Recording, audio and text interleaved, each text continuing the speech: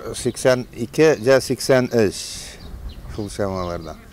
Бу кайтканда монда асфальт нәрсәләр жугыя, бу нәрсәләр жугында.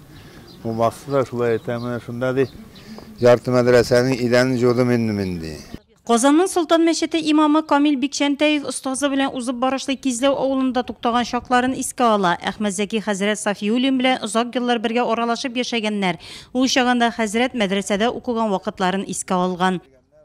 6 кыз бала ди, бер имана бу ир кеше, әнисе 7-нче.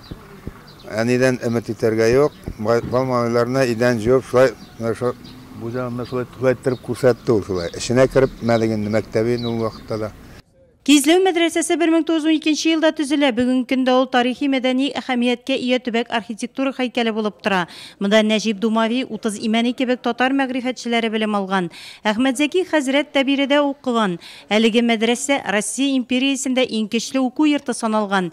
2 катлы бинада бүген 51 бала белем ала. 1998 елда ремонттан соң үзгәрешләр булса да, беренче катның тәрәзә рамнары шул еллардан бирле сакланып калган. Тарихи экспонатларга бай музейлы мәктәп бу. Түбәндәге язулар язылган. Менә бу нидә урында 1304 елда 6 яшьлек Кылканизәк Гайша исемле кызга куелган кабер ташы.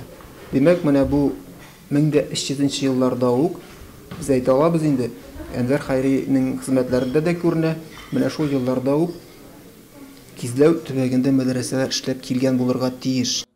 Кизләү борынгы дини авыл зираттагы изге ишаннар каберлеге шул хакта сөйли. Халыкара фәнни-гамәли конференциягә килүче дин әһелләре алдан бирегә килеп дуга кылды. 3-нче Әхмәт Зәки хәзрәт Сафиуллин укулары мәдәният йортында үтте.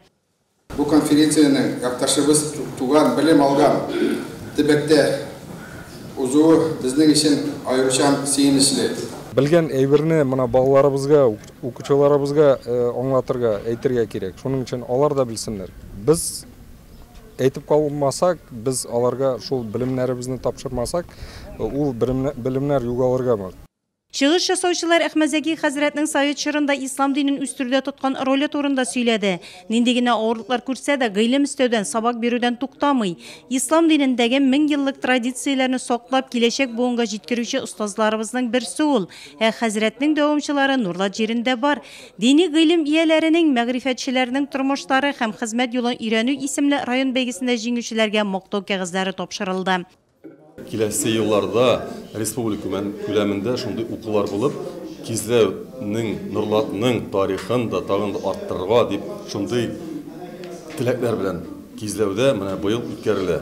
Әхмәт Зәки турында күптәннән беләбез, ишетеп беләбез. Бик гырурлык Аллага шөкер, шундый матур итеп үткәрүләре өчен рәхмәт яусын барсына да. Конференция эшендә катнашучылар өйлә намазын укыды, 1 гасырлык тарихы булган иске мәчетне карады. Тарихи Кизләү җирендә Әхмәт Зәки хәзрәт Сафиуллин укулары 2021 елда хәзрәтнең юбилее уңаеннан үткәреләчәк. Кизләү укулары ел саен булачак. Толырак сюжетны пәнҗешәмбе көнне Нурлатым тапшыруында карый аласыз.